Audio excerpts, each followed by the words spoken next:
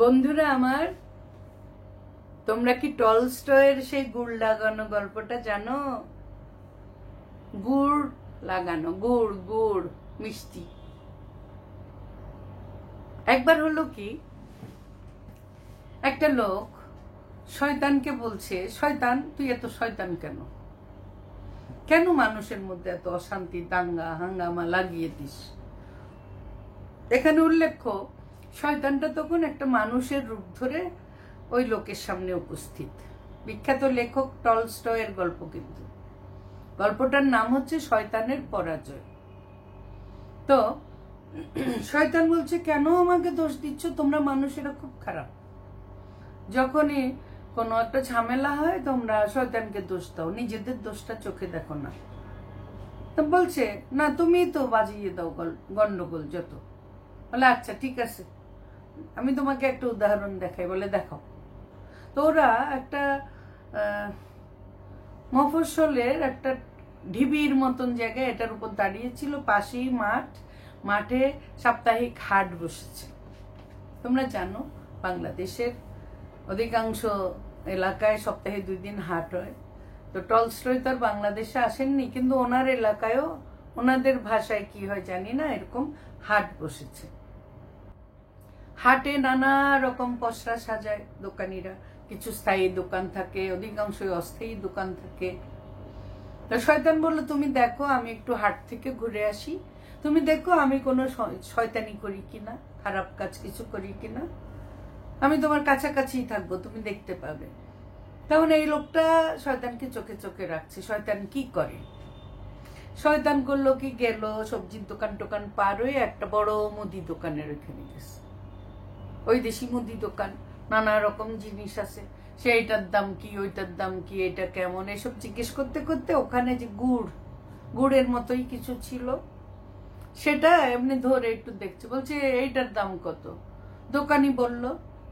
সে কিছুই কিন্তু কিনলো না।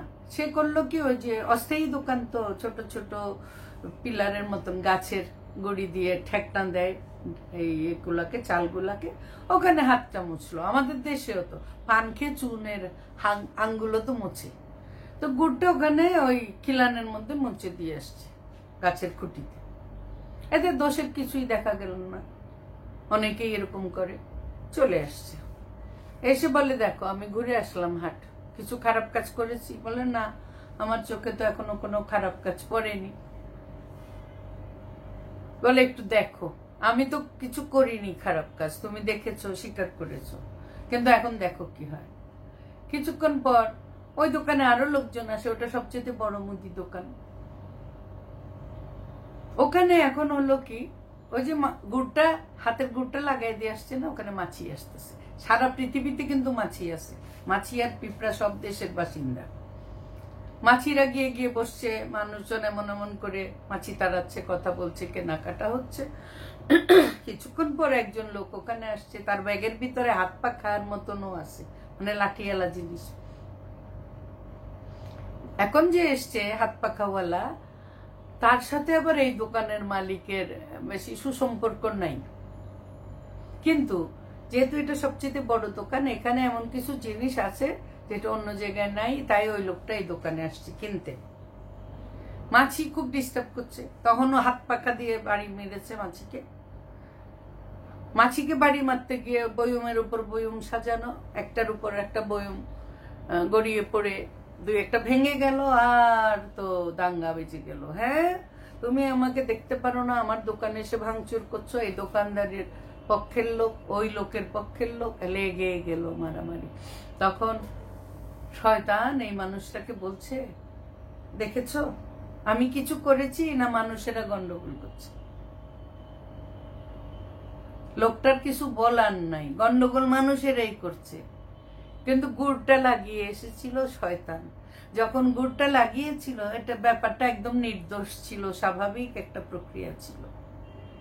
তো কিছু মানুষ আছে এইরকম সূক্ষ্মভাবে একটা জায়গায় গুড় লাগিয়ে দিয়ে আসে, তারপরে রাজ্যের অশান্তি হয়। তো আমরা মানুষেরা চাইলে অনেক ভালো কাজও করতে পারি, আবার এরকম জায়গায় জায়গায় গিয়ে গুড়ও লাগিয়ে আসা যায়। আমরা কোনটা করব গুড় লাগাবো না শান্তির প্রলেপ দিব সেটা আমাদের ব্যাপার। কি বলো বন্ধুরা, গল্পটা কেমন লেগেছে? টলস্টয়ের গল্প আমি আমাদের দেশীয় আঙ্গিকে বললাম। ভালো লাগলে জানাও, ভালো লাগলে শেয়ার করো। কেমন লাগলো আমাকে কমেন্টে জানালে আমি খুব খুশি হব। অনেক ধন্যবাদ।